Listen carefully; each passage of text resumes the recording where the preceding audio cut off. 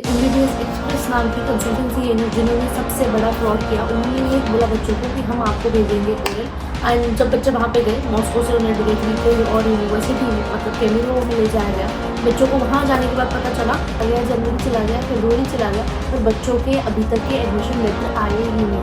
ना admission letter आया ना इन्विटेशन लेटर आया। तो कहीं ना कहीं कुछ बच्चों का हम मान के चल सकते कि साल बर्बाद हुआ है। नमस्कार सभी को, हेलो एवरीवन, मैं हूँ चैत्राली वांदे। मैं Samara State Medical University Russia में 5th इयर में मेडिकल स्टुडंट हूँ आणि मी नागपूर महाराष्ट्रामधून आहे। सो इस वीडियो में हम बात करेंगे केमिरो स्टेट यूनिवर्सिटी के बारे में। तो देखिए, सबसे पहले अगर हम बात करें लोकेशन की, तो ये जो यूनिवर्सिटी है लोकेटेड है केमिरो में। अब केमिरो में दो टाइप की यूनिवर्सिटी है, केमिरो स्टेट यूनिवर्सिटी और केमिरो स्टेट मेडिकल यूनिवर्सिटी। अब ये समझिए कि इन दोनों में फ़र्क क्या है। अभी केमिरो स्टेट यूनिवर्सिटी केमिरो स्टेट में है, इसलिए उसका नाम केमिरो स्टेट यूनिवर्सिटी है, जो कि एक गवर्नमेंट यूनिवर्सिटी है, ठीक है। अभी केमिरो स्टेट मेडिकल यूनिवर्सिटी जो है, वहाँ पे मेडिकल वर्ड यूज़ किया गया है, जो अलग से मेडिकल के लिए यूनिवर्सिटी है, ठीक है। अभी केमिरो में अलग से मेडिकल यूनिवर्सिटी नहीं है। जो केमिरो स्टेट यूनिवर्सिटी है, ये वहाँ अलग अलग डिपार्टमेंट है, जैसे इंजीनियरिंग, बायोटेक्नोलॉजी। तो वहाँ पे इन्होंने मेडिकल का अलग सा कैफेड्रा, अलग सा डिपार्टमेंट खोल रखा है। ऐसे कोई ऐसा सच स्पेसिफिकली मेडिकल के लिए या फिर एमबीबीएस के लिए यूनिवर्सिटी फेमस नहीं है, ठीक है। इसके बाद हम बात करेंगे लोकेशन की। तो जैसे मैंने तुम लोग बताया कि ये केमिरो ओब्लास्ट में है, तो ये एक्चुअली साउथ रशिया की तरफ आता है, मतलब साइबेरिया की तरफ मान लीजिए। तो यहाँ पे टेम्परेचर हमेशा कोल्ड होता है, लाइक -49।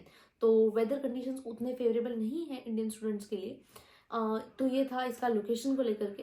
नेक्स्ट चीज़ आते हैं एकेडमिक्स को लेकर के। तो मैं आपको ये बता दूं कि एकेडमिक्स में यूनिवर्सिटी जो है बाइलिंगुअल है। बाइलिंगुअल है मतलब यहाँ पे 3 साल रशियन 3 साल इंग्लिश वाली चीज़ें हैं। बट जब भी गवर्नमेंट का रूल आया उसके बाद कुछ यूनिवर्सिटीज़ ने ऐसा डिक्लेयर कर दिया कि नहीं, हमारी यूनिवर्सिटी में इंग्लिश में पढ़ाया जाता है। बट ऐसा पॉसिबल ही नहीं है कि इतने जल्दी 2 साल में तुम सारे टीचर्स, सारे डिपार्टमेंट के टीचर्स चेंज कर दो और सारे रशियन टीचर्स को हटा के सारे इंग्लिश वाले कर दो। ऐसा पॉसिबल ही नहीं है। तो कहीं यूनिवर्सिटी आज भी बाइलिंगुअल है। हाँ, कहीं कहीं कुछ टीचर्स को इंग्लिश आती है। Nursing, anatomy, biology and biochemistry, सिर्फ इन 4 टीचर्स को अच्छे से इंग्लिश आती है। बाद में लैटिन, केमिस्ट्री, फिजिक्स, मैथ्स, इन टीचर्स को इंग्लिश बिल्कुल भी नहीं आती है। सर्जरी में नहीं आती है, फार्मा में नहीं आती है, पैथोनैट में नहीं आती, पैथोफिजियोलॉजी, इन सब्जेक्ट्स में टीचर्स को इंग्लिश बिल्कुल भी नहीं आती है, ठीक है। तो ये एक बहुत बड़ा मेजर ड्रॉबैक है इस यूनिवर्सिटी का। तो देखिए, मेनली बच्चे क्या करते हैं ना, यहाँ इस यूनिवर्सिटी को क्यों चुनते हैं? क्योंकि बजट की इशू की वजह से। क्योंकि ये यूनिवर्सिटी फेमस ही इसीलिए है कि ये लो बजट यूनिवर्सिटी है। बच्चे क्या करते हैं, या तो कबाड़िनो जाते हैं, या तो केमिरो हो जाते हैं, या तो कुबान जाते हैं, ठीक है। एक मतलब एक तरीके से मान लीजिए एक सिमिलर बजट में ये तीनों यूनिवर्सिटी बैठती है। तो बच्चे जाते हैं केमिरो, कबार्डिनो और कुबान। तो केमिरो में बच्चे इसलिए मेजोरिटी ऑफ द जाते हैं क्योंकि यहाँ पे तुम्हें एक अलग सा पिक्चर पोर्ट्रे किया गया है कि हाँ, यूनिवर्सिटी बहुत अच्छी है, ऐसा वैसा। उल्टा एक चीज़ यहाँ है कि हॉस्पिटल से, यहाँ से डिपार्टमेंट से काफ़ी ज़्यादा दूर है। अब मैं तुम्हें सबसे बड़ी जो मेन ड्रॉबैक है इस यूनिवर्सिटी का वो ये है कि इस साल बच्चों के बहुत सारे एडमिशन्स कराए गए, ठीक है। और अराउंड हर किसी जो भी कंसल्टेंसी वहाँ काम करती है उन्होंने 200 से 300 एडमिशन करा लिए। काफ़ी, और उतना अच्छा एडमिनिस्ट्रेटिव भी नहीं है, उतना अच्छा मैनेजमेंट भी नहीं है यूनिवर्सिटी का। और बच्चों के एडमिशन लेटर ही नहीं आए। बच्चों ने पैसे दे दिए कंसल्टेंसी के, सब पैसा 1.5-2 लाख रुपए दे दिया अपना कि हाँ, हम केमिरो में जा रहे हैं। और बच्चे अब तक के दिसंबर चला गया, जनवरी चला गया, फरवरी चला गया, पर बच्चों के अभी तक के एडमिशन लेटर आए ही नहीं। ना एडमिशन लेटर आया ना इन्विटेशन लेटर आया। तो कहीं ना कहीं कुछ बच्चों का हम मान के चल सकते हैं कि साल बर्बाद हुआ है। क्योंकि वो केमिरो का इनविटेशन का वेट कर रहे थे। तो ऐसे बच्चों का, ऐसे काफ़ी सारे बच्चे हैं जिनका इनविटेशन इशू ही नहीं हुआ यूनिवर्सिटी से। इतना ज़्यादा यूनिवर्सिटी की तरफ से डिले हुआ। एंड जो बैच आपका सितंबर या मोस्ट प्रोबेबली मान लीजिए अक्टूबर या मैक्स नवंबर में स्टार्ट होना चाहिए था, उन बच्चों का सबसे पहला बैच स्टार्ट हुआ है फरवरी एंड में। तो ये बहुत बड़ा डिले है यूनिवर्सिटी की तरफ से एंड मैनेजमेंट की तरफ से। इवन जो बच्चे पैसे देकर के बैठे हुए हैं, उन्हें ये बोल दिया गया कि तुम लोगों ने एग्ज़ाम क्वालिफाई नहीं किया, इसलिए तुम्हारा सिलेक्शन नहीं हुआ और तुम इसलिए इस यूनिवर्सिटी में अपना एडमिशन नहीं करा सकते। तो बेसिकली बच्चे रिपीट ही कर रहे हैं, या फिर जो भी उन्हें ऑप्शन मिला उस वक्त, तो उस ऑप्शन को ये देख रहे हैं। एमबीबीएस एक्सप्रेस नाम की कंसल्टेंसी है जिन्होंने सबसे बड़ा फ्रॉड किया। उन्होंने ये बोला बच्चों को कि हम आपको भेजेंगे ओरल, एंड जब बच्चे वहाँ पे गए मॉस्को से उन्हें डायरेक्टली कहीं और यूनिवर्सिटी में मतलब केमिरो में ले जाया गया। बच्चों को वहाँ जाने के बाद पता चला कि हाँ, हम लोग अभी यहाँ केमिरो में हैं। बहुत सारे बच्चों ने कोशिश करी, उन्हें ऑफिशियली पब्लिक प्लेसेस में फ़ोन्स भी अलाउड नहीं थे यूज़ करने के लिए। उसके बाद किसी तरह मतलब बच्चों ने अपने पेरेंट्स से बात करके मैनेज करके बाद में जिन्हें कहाँ जाना था कि मुझे ओरल ही जाना है, उन्हें ओरल भेजा गया। तो ये बहुत बड़ी चीज़ होती है, ऐसे भी फ्रॉड्स होते हैं। तो आपको इसीलिए ऐसे कंसल्टेंट से बचना चाहिए। ये सारी चीज़ें आपको पता नहीं, कुछ यूट्यूबर्स क्यों नहीं बताते जो कि वहाँ के हैं। तो ये सारी चीज़ें आपको, जो डार्क साइड है, ये चीज़ें पता नहीं। जो लोगों को रियल रियलिटी दिखानी चाहिए, स्पेसिफिकली जो लोग उस यूनिवर्सिटी के हैं, वही लोग ये सारी रियलिटी नहीं दिखाते। तो MBBS एक्सप्रेस ने बहुत बड़ा फ्रॉड किया था। उसके बाद जो बच्चे सच में ओरल जाना चाहते थे, जो बिल्कुल भी रेडी नहीं थे, उन्हें ओरल भेजा गया। पहले तो उन्हें बहुत मतलब कोशिश की उनका वो कुछ ना बोले या कुछ ना करे ऐसा, बट बोला कि हम तुम्हारे पासपोर्ट जला देंगे, हम तुम्हें मतलब रश टिकट करवा देंगे, इसके आगे तुम्हें डिपोर्ट करा देंगे, तुम इसके बाद शायद इंडिया भी ना जा पाओ, ऐसा वैसे। बट स्टिल बच्चों ने मतलब किसी तरह कोशिश करी एंड जिन बच्चों को सच में ओरल जाना था, कुछ बच्चे ओरल गए। तो ये बहुत बड़ा एक ऐसा स्कैम हुआ था। तो ऐसे स्कैम से प्लीज़ बचो। इसलिए मैं तुम्हें हर बार ये बोलती हूँ कि अगर तुम किसी यूनिवर्सिटी में जाने के लिए सोच रहे हो तो एक बार पूछ लो भाई कि क्या यूनिवर्सिटी की एक्चुअल फीस है, क्या मुझे इस कंसल्टेंसी से जाना चाहिए, या मुझे ये यूट्यूबर ये इन्फॉर्मेशन दे रहा है तो क्या ये इन्फॉर्मेशन सही है। ये सारी चीज़ें आपको एक बार मेक श्योर कर लेनी चाहिए कि जो भी आपको बोल रहा है क्या आपको सही इन्फॉर्मेशन दे रहा है। ठीक है, तो देखिए जितनी भी, अगर आप ये सोच रहे हैं कि हाँ मैं अगर आपको ये इन्फॉर्मेशन दे रही हूँ तो मैं सही बोल रही हूँ, नहीं, मैं कोई भी इन्फॉर्मेशन बिना आपको प्रूफ के, बिना किसी भी स्टूडेंट की आइडेंटिटी डिस्क्लोज करे हुए बता रही हूँ एंड बिना प्रूफ के तो मैं ये चीज़ें नहीं मतलब इतने कंसल्टेंसी का नाम तो नहीं लूँगी। तो हाँ, मेरे पास सारी इन चीज़ों के प्रूफ्स हैं। ठीक है, इसके बाद हम आते हैं यूनिवर्सिटी की पे कि मतलब यूनिवर्सिटी की कितनी बिल्डिंग्स हैं। ये 7 बिल्डिंग्स हैं। जो एक मेन बिल्डिंग है जहाँ पे डीन ऑफिस है वो कीरोस की है। एंड उसके बाद एक और एक वॉकिंग डिस्टेंस पे एक डिपार्टमेंट है जहाँ पे आपकी रशियन की वगैरह क्लासेस लगेगी। फार्माकोलॉजी की जहाँ क्लास लगेगी वो 6 किलोमीटर पे डिपार्टमेंट दूर है फार्माकोलॉजी का। जो कीरोस की करके मेन बिल्डिंग है वहाँ पे आपकी क्लास लगेगी एनाटमी, बायोलॉजी एंड हिस्टो की। ठीक है, तो जो मतलब हॉस्टल से ये दूर है कम करीब करीब आधा किलोमीटर है, बट यहाँ जाने के लिए आपको 1 घंटा लगेगा बस से। ठीक है, और 16 रूबल्स लगेंगे आपको बस से अगर आप जा रहे हैं ये तो। ठीक है, हॉस्टल की बात करें, हॉस्टल की अगर हम बात करें तो हॉस्टल्स इंडियन स्टूडेंट्स के लिए जो अलॉट है वहाँ पे वो 9th फ्लोर का हॉस्टल है, जिसमें से 2nd एंड 3rd फ्लोर अभी रेनोवेट किया गया है। हॉस्टल की हालत कोई खास है नहीं, और बाकी के फ्लोर पे जहाँ पे बच्चों को रखा है गया बोला है कि हम वहाँ पे रेनोवेशन कर देंगे, बट अब तक की कुछ खास चीज़ें हुई नहीं। बच्चों ने प्लीत का ही बहुत मुश्किल से अब तक की बात करके चेंज करा। मेस भी हॉस्टल के अंदर नहीं है, तुम्हें आधे किलोमीटर के करीब आधे 500 मीटर के करीब आपको चल के जाना पड़ेगा वहाँ पे मेस में खाना खाने के लिए।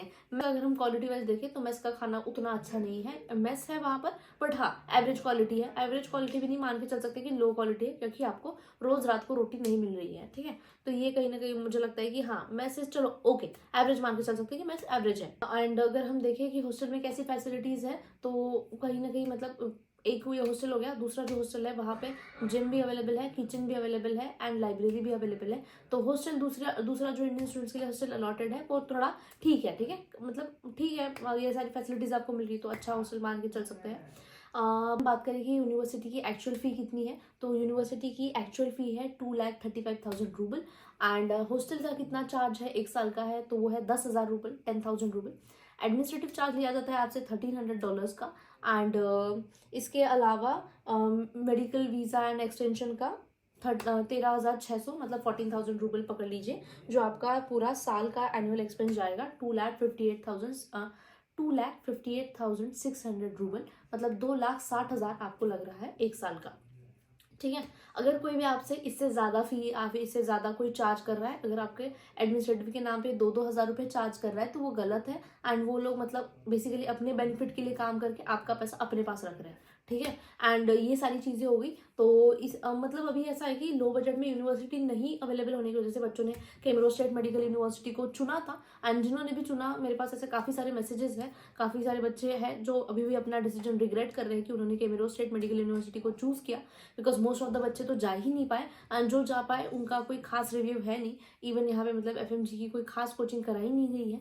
तो अगर हम ओवरऑल देख मतलब बोला जाता है कि 2 लाख, जैसे तो कोई भी ये सोचेगा कि चलो यूनिवर्सिटी की फी इतनी कम है, ये चीज़ है, फिर वो तुम्हारे बाकी चार्जेस लिए जाते हैं तुम्हारे नाम से, जैसे ट्रैवलिंग चार्ज, या फिर तुम्हें बोलेंगे कि हमें तुम मतलब हमारे पर्सनल एक्सपेंस के लिए, मतलब जो बच्चा फर्स्ट ईयर में यहाँ आ रहा है उससे बोलेगा कि तुम वहाँ पे जाके रूबल कैसे अरेंज करोगे, तो उस पर तुम्हें डॉलर्स दिए जाते हैं। तो बच्चों ने उसके लिए मतलब $1,500 दिए हैं, जो अब तक के वहाँ के कंसल्टेंट ने अब तक के बच्चों को वापस नहीं करे हैं। तो कैमरो स्टेट मेडिकल यूनिवर्सिटी यूनिवर्सिटी मेरे हिसाब से बिल्कुल भी ऐसा कोई ऑप्शन नहीं है जो कि लो बजट में है और अच्छा है, बिकॉज यहाँ पे काफ़ी सारी चीज़ें हुई हैं, तो आई डोंट थिंक कि आपको यहाँ जाना चाहिए। बिकॉज एकेडमिकली अगर हमने यूनिवर्सिटी को देख लिया कि टीचर्स को इंग्लिश नहीं आती है, तो कभी भी मैं ऐसी यूनिवर्सिटी कभी सजेस्ट नहीं करूँगी जाने के लिए जहाँ पे इंग्लिश नहीं आ रही हो, बिकॉज आप पढ़ने के लिए जा रहे हैं एंड आपको जब भाषा ही समझ में नहीं आएगी तो आप क्या पढ़ोगे।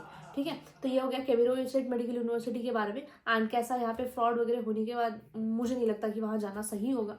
बाकी अगर आपकी इसके अलावा कोई क्वेरी है तो आप मुझे कांटेक्ट कर सकते हैं, मैंने अपना नंबर डिस्क्रिप्शन में मेंशन किया है। आप कुछ भी पूछना चाहते हैं, आपका कोई भी एमबीबीएस अब्रॉड से रिलेटेड डाउट है, या आप कुछ प्लान कर रहे हैं एमबीबीएस के बारे में, या आपको नहीं पता कहाँ से जाना चाहिए, कौन सी कंसल्टेंसी से जाना चाहिए, या आपके रीजन में भले ही आप किसी भी स्टेट में हो, तेलंगाना से हो, साउथ से हो, कहीं से भी हो, आंध्र प्रदेश से हो, आप मुझे एक बार मैसेज करके पूछ लीजिए कि हाँ हमारे एरिया में कौन सी कंसल्टेंसी अच्छी है या हमें किसके थ्रू जाना चाहिए, तो मैं आपके लिए जो भी बेस्ट ऑप्शन होगा अवेलेबल वो मतलब वही बताऊंगी। एंड जो जेन्युइन एक्चुअल यूनिवर्सिटी की फीस है, जो भी कंसल्टेंसी आपको फीस स्ट्रक्चर भेज रही है, उनका फीस स्ट्रक्चर मुझे भेजकर एक बार आप वेरीफाई करिए कि हाँ एक्चुअल में इस